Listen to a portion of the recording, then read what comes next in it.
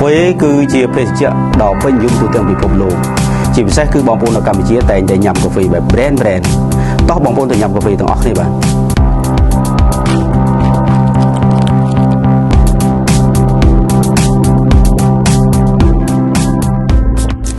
ទហេតុអីបានជាយើងត្រូវញ៉ាំកាហ្វេវែល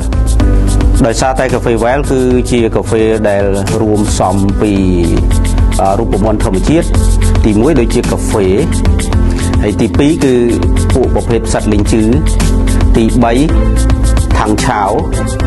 ទី4ស្លឹកជាវកាឡាទី5ស្លឹកតេះគួយទី6ដើមដំបងយក្សទី7